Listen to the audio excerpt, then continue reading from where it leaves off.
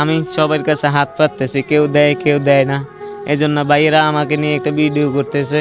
এখন আপনারা যদি আমাকে একটু সহযোগিতা করেন তাহলে আপনাদের জন্য আমি নামাজ পড়ে দোয়া করব। আসসালামু আলাইকুম দর্শক, কি অবস্থা সবার? আশা করি ভালো আছেন। তো আসলে ব্যক্তিগতভাবে আমরা ভালো নাই এই কারণে কেন বলছি যে আমার একটা এই যে রবিন ভাই, উনি কিন্তু সিএনজি চালাইতো, ঠিক আছে? যে ওনার পা দিকে চান একটু, আমরা একটু যদি জুম করে দেখাই, দেখছেন ওনার ফার অবস্থা দেখছেন নি? আসলে উনি সিএনজি চালাইতো, সিএনজি চালাকালীন ভাড়া নিয়ে যখন যাওয়ার সময় ডাকাইতে ধরে ওনার সিএনজিটা নিয়ে যায় আর ওনাকে এখানে কূপ দেয়, ঠিক আছে? অনেকগুলা কূপ দেয় আর কূপ দিয়ে ওনার মনে আরও বিভিন্ন জায়গার মতো মনে হয় কোবাইছে আর কি। কোবাই ওনাই তো ওনার থেকে পিঠে একটা পোঁচ দিছে আমার, 2জন মহিলা আর 2জন পুরুষ। বলছিল কুমিল্লা টাওয়ার যাবে। আমি বিজরা পাম্পে গ্যাস পাম্পে থেকে গ্যাস ট্যাস পুরাইয়া চ্যাঙ্গাটা পারেছি, বাঁশপুরের কাছাকাছি গেছি। আমার পিঠে একটা পোঁচ দিছে ছুরি দিয়ে। এরপরে আমি যেন বুঝে গেছি, আমি গাড়িটা ক্ষেতের দিকে ফালাই দিতে লইছিলাম। আমার রুমাল দিয়ে চাপ দিয়ে নাকে ধইরা আমার কোপ টোপ দিয়ে নূরজানের সামনে ফালাই থুয়ে চলে গেছে। তো দর্শক আসলে এ হচ্ছে, আমরা তো রবিন ভাইয়ের মুখে শুনলেন, তো উনি একজন সিএনজি চালক ছিল, এখন উনি পথের ফকির হয়ে গেছে, যে চিকিৎসা করতে করতে পথের ফকির হয়ে গেছে।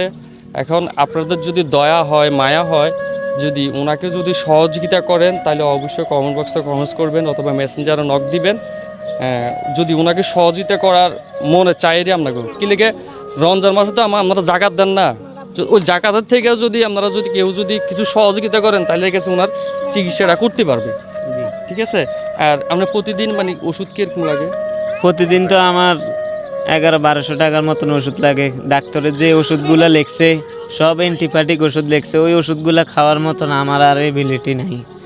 তো এ হচ্ছে বাইরে বলছে যে বাইরে যদি কেউ যদি সহযোগিতা করেন তাহলে অবশ্যই আমাদের সাথে যোগাযোগ করতে পারেন অথবা বাইরের সাথেও যোগাযোগ করতে পারেন, কোনো সমস্যা নাই। তবে বাড়িতে প্রতিদিন লাগতেছে 1100-1200 টাকার ওষুধ লাগতেছে। ওনার ফ্যামিলি, ওনার কাছে শুনলাম আর কি, ওনার ফ্যামিলির কাছে নাকি এখন উনি মানে খারাপ ছেলে আর কি। আচ্ছা মৌজ ভাই, জি জি ওনারও তো আমি চিনি নাকি? হ্যাঁ, উনি তো সিএনজি ড্রাইভার, আমাদের সাথে সিএনজি ড্রাইভার। উনি ছাগলনাইয়া থেকে একটা কিস্তির উপরে গাড়ি আনছিল। তো যাক, উনি বলছে যাত্রী নিয়ে কুমিল্লা টাওয়ারে রওনা দিছে। রওনা দেওয়ার পরে হতে অ্যাটাক করে ওনার পা কূপ দিছে, এরপরে পিছনেও কূপ দিছে। তো সবাই আসলে ওনার জন্য দোয়া করবেন, আল্লাহ যেন ওনাকে তাড়াতাড়ি সুস্থ করে। আর সবাই লাইক কমেন্ট শেয়ার করবেন। আর যারা সহযোগিতা করবেন, সহযোগিতা করলে ভালো হবে ওনার জন্য। ওনার আসলে অনেক টাকা লাগে। এদিকে কিস্তির গাড়ি আছে? জি, আমার কিস্তির গাড়ি ছিল ওখানে। ওইখান থেকে আমাকে বলতেছে আমি গাড়ির কিস্তি দেওয়ার জন্য। এখন আমি তো নিজে চলতে পারতেছি না। আচ্ছা যা হোক দর্শক, তো সব কিছু তো শুনলেন। যদি আপনাদের ভালো লাগে, রবিন ভাই লেগে একটা শেয়ার করে দিবেন, বিশেষ করে একটা শেয়ার করে দিবেন। দেখেছে আপনি দিতে পারেন না, আপনি একটা শেয়ারের কারণে হয়তো দেখেছে কোনো প্রবাসী এসে যে বাইরে যে সহযোগিতা করবে, ওনার চিকিৎসার খরচটা চালাবে, ঠিক আছে?